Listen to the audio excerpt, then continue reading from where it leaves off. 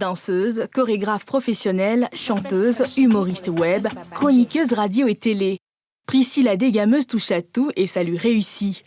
Passionnée de danse depuis sa tendre enfance, c'est auprès d'artistes tels que la diva Aïcha Koné, Toufane ou encore Jean-Jacques Kwame que Ibo Laure Prisca fait ses armes.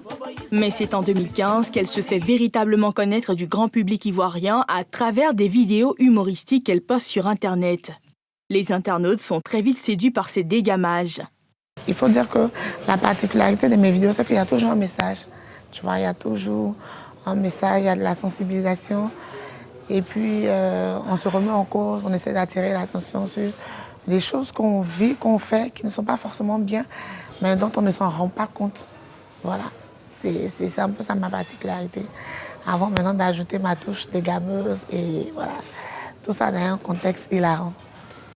Le talent de Priscille est très vite remarqué par les chaînes de télévision. La jeune autodidacte est sollicitée comme chroniqueuse par plusieurs médias. Si le canal de diffusion change, le temps de dégameuse lui reste intact. Quand on est passionné, quand on a la conviction, je pense qu'on se donne les moyens. On s'organise aussi. Donc, il y a un temps pour faire la radio. Les matins, je suis sur Fréquence 2. Après, il y a un temps pour faire ses enregistrements, donc la télé. Quand je suis à la maison, je fais mes vidéos. Les week-ends, je suis au salon de coiffure. Franchement, je m'épanouis. Je chôme pas, comme on dit. Depuis quelques années, la dégameuse a initié un concours de beauté dédié à la femme africaine avec pour but de célébrer la couleur d'ébène. Ce matin, c'est une Priscille dans la peau de mentor que nous retrouvons parmi les différentes candidates. L'occasion pour elle de donner quelques conseils et astuces aux filles pour booster leur confiance en soi, et ce, toujours avec une touche d'humour. J'ai créé le concours de beauté Miss Noire et Belle pour valoriser d'abord le teint naturel.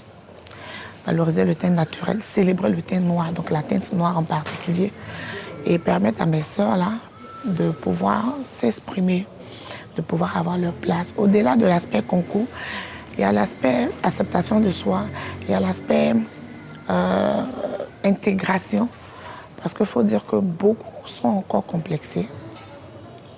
Et donc, il faut briser tous ces tabous-là, il faut enlever toutes ces idées noires qu'on leur faisait croire.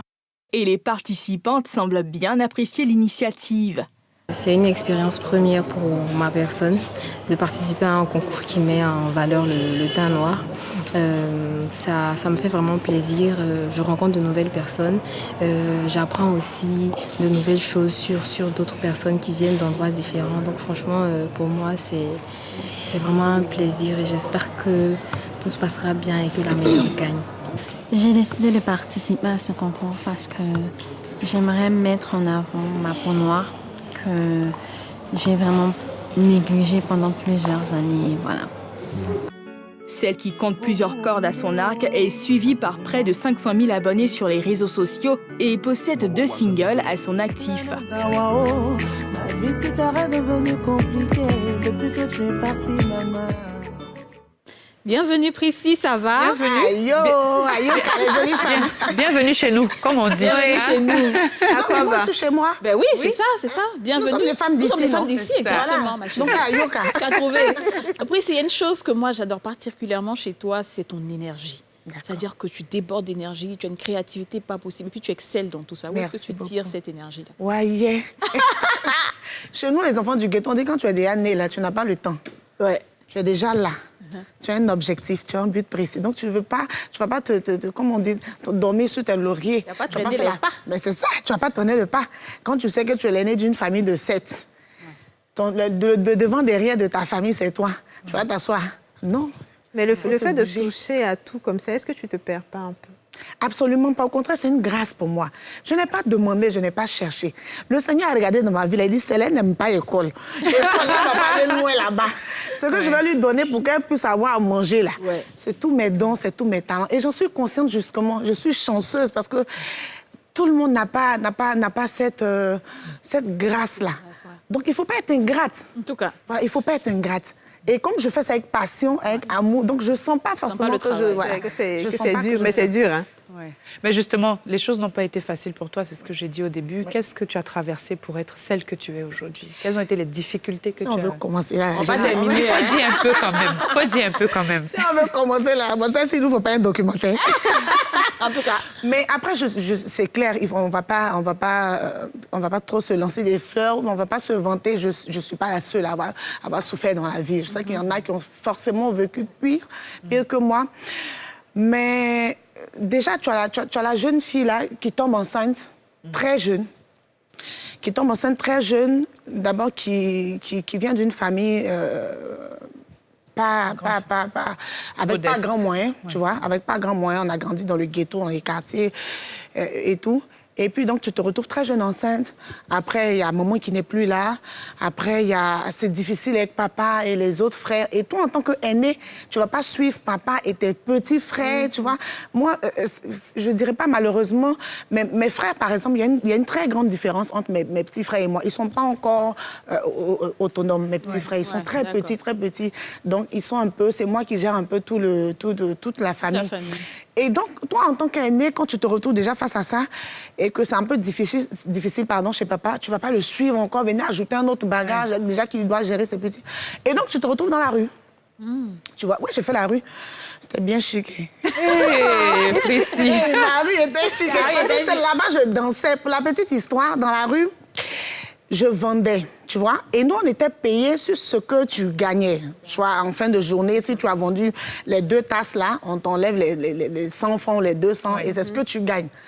Et donc, contrairement à mes autres collègues dans la rue, moi, je dansais, je chantais. Donc, quand je viens vers toi comme ça, là, même si tu n'as pas envie de payer, tu vas payer. Parce que je vais chanter, je vais danser, je vais t'ambiancer. Non, mais la tante, il faut déjà son thé caramel. T'as dit comment tu vois ça? Et donc, c'était ça ma particularité. Et du coup, l'un dans l'autre, je me découvrais des talents, tu vois, et puis c'est comme ça que, voilà.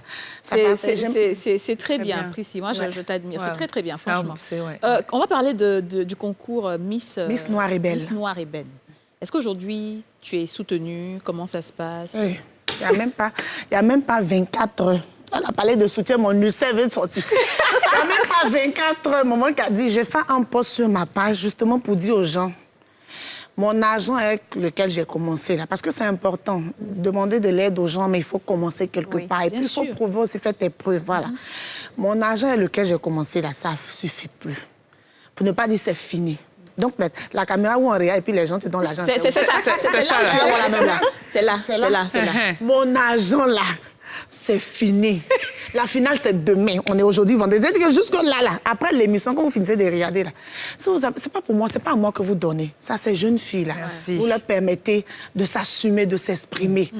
Aujourd'hui, on sort de tous ces préjugés, on sort de toutes ces histoires de non, quand tu es clair, c'est toi seulement qui es à la mode, ou quand tu es noir, tu n'es pas... C'est fini, ça, c'est... Excuse-moi, je suis d'accord. C'est du passé. Aujourd'hui, on a des femmes qui ont envie de s'assumer. On a des talents, parce qu'au-delà de l'aspect concours, je l'ai dit dans l'interview, on a des talents, on a des femmes qui ont beaucoup à prouver, mais qui ont besoin simplement d'être soutenues. Donc, mes ministres, mes tontons, ne faites pas pouvoir pleurer ici. Notre tonton là me manque comme ça, parce que c'est là, lui, il déjà full. Tu as vu, non? C'est ça. Le tonton là, non? Le tonton là. Le tonton qui est parti il y a quelques semaines, là. Pardon, c'était un chic tonton. Après, si on va continuer. Appelez-moi. Venez me donner l'argent. Ne me donnez pas de discours. J'entends pas fort.